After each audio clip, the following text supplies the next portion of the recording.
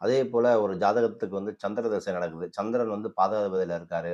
தசை நல்லா இல்ல அப்படின்னா, சந்திரன் பலம் இழந்து பாவருடன் சேர்ந்து 6, 8, 12 இந்த மாரி இடத்துல மறைந்து தீய கிரகங்களுடைய பிடியில இருந்துச்சு அப்படின்னா, பெண்களால் கலகம், ஆஸ்துமா, இருமல் சம்பந்தமான நோய்கள், நுரையீரல், அதேபோல வெளிநாட்டு பயண தடைகள், கிணத்துல தண்ணீர் வற்றி போதல், சிறை பயம், வீண் நஷ்டம், தாய் வழி உறவு சம்பந்தப்பட்ட பிரச்சனை, பொருள் நஷ்டம் இது எல்லாம் நடக்கும். அப்ப இந்த பிரச்சனைகள் தீர்வதற்காக திங்கட்கிழமை காலையில 6லேருந்து 7 மணிக்குள்ள சந்திர ஓரையில பவளமல்லி செடியை வாங்கி நம் வீட்ல வடமேற்கு மூலையில நட்டு வளர்த்து வர வேண்டும்.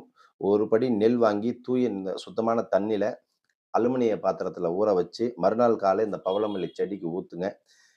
இதே மாரி இது பறவைகளுக்கும் அந்த நெல்ல போடுங்க. இதனால் சந்திரனால் வரக்கூடிய அந்த தோஷங்கள், கஷ்டங்கள் எல்லாம் நீங்கும். பௌர்ணமி தோறும் சந்திரனை வழிபட்டு அன்னதானம் செய்வது ரொம்ப விசேஷம். பசும்பால் தானம் செய்வது ரொம்ப விசேஷம்.